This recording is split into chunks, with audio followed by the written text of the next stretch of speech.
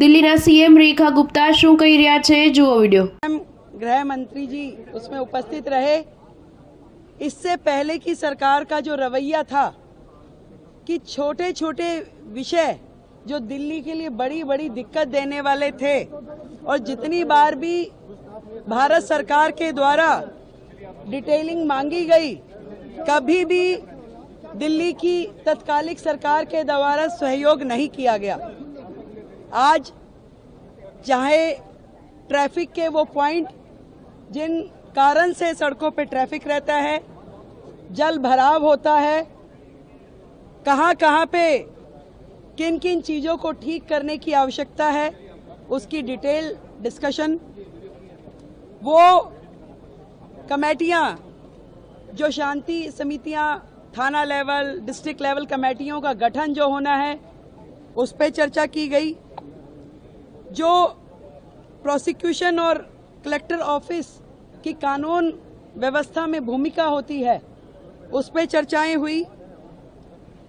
जे cluster में घोषणा पत्र में जो हमने घोषणा की, उसमें पुलिस आउटफिट बनाने पे चर्चा की गई। महिला सुरक्षा की दृष्टि से दिल्ली में उस पर भी प्राथमिक चर्चा हुई और जल्द ही इस पे डिटेल्ड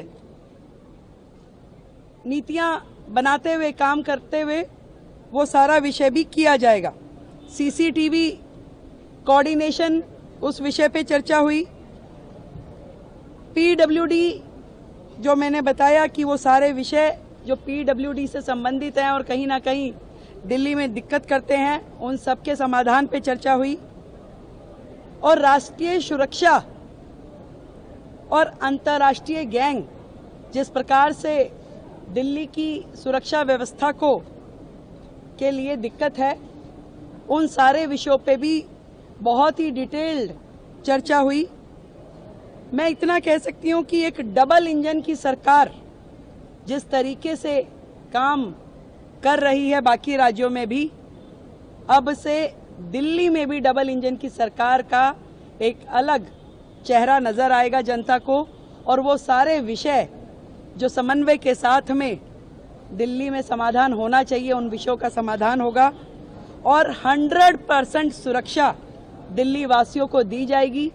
इस तरह की समन्वय बैठक लगभग मासिक बैठक के रूप में, मंथली रिव्यू बैठक ये रहेगी और हर प्रकार से, चाहे वो ट्रैफिक ईज प्रोग्राम हो, चाहे जल भराव के बिंदु हो या प्रोसिक्यूशन इत्यादि के मामले हैं, इन सारे विषयों पे दिल्ली सरकार